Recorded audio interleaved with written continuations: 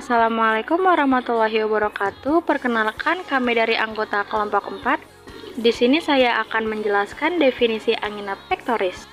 Angina pectoris adalah kumpulan gejala klinis berupa serangan nyeri dada yang khas, yaitu seperti ditekan atau terasa berat di dada yang sering menjalar ke lengan kiri. Terdapat 3 jenis angina pectoris, diantaranya adalah stable angina, unstable angina, dan bridgemental angina, stable angin. Jenis angin duduk ini terjadi ketika zat lilin atau plak terbentuk di dalam arteri koroner. Angina bridgemental merupakan sindrom klinis yang dicirikan ciri dada saat istirahat disertai perubahan elektrokardiogram. Berikutnya ada etiologi angina pectoris, yaitu disebabkan karena suplai oksigen yang tidak mencukupi ke sel-sel otot-otot jantung dibandingkan kebutuhan. Bahan lemak terkumpul di bawah lapisan sebelah dalam dari dinding arteri (aterosklerosis). Spasme arteri koroner, anemia berat, dan peradangan pada satu atau lebih persendian atau artritis. Aterosklerosis adalah penyempitan pembuluh darah yang disebabkan oleh penumpukan plak. Kondisi ini perlu diwaspadai karena beresiko tinggi memicu penyakit jantung seperti serangan jantung. Berikut contoh gambar spasme arteri koroner penyempitan pembuluh darah di sekitar jantung. Berikutnya ada patofisiologi proses.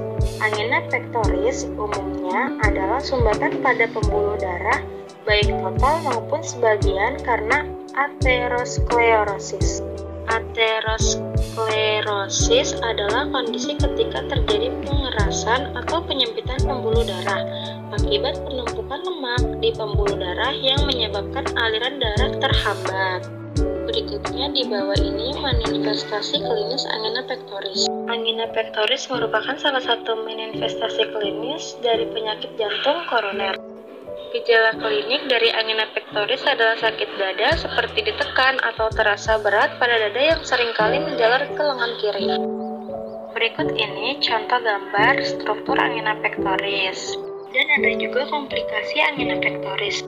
Komplikasi angina pectoris, kondisi ini dapat terjadi ketika arteri yang membawa darah ke jantung menyempit dan tersumbat karena aterosklerosis atau gumpalan darah.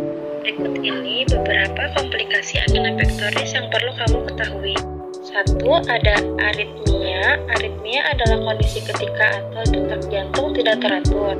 2. Kerusakan jantung. Angina pectoris yang tidak terobati bisa menyebabkan komplikasi fatal berupa kerusakan pada organ jantung.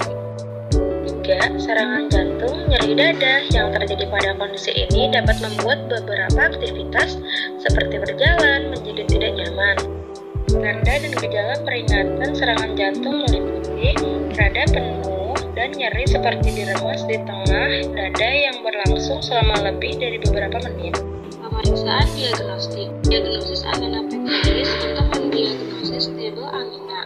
Dokter akan terlebih dahulu menanyakan riwayat kesehatan pengidap dan menjelaskan tes untuk memastikan diagnosis. Tes mungkin termasuk elektrokardiogram, dilakukan untuk mengukur aktivitas listrik di jantung dan mengevaluasi irama jantung.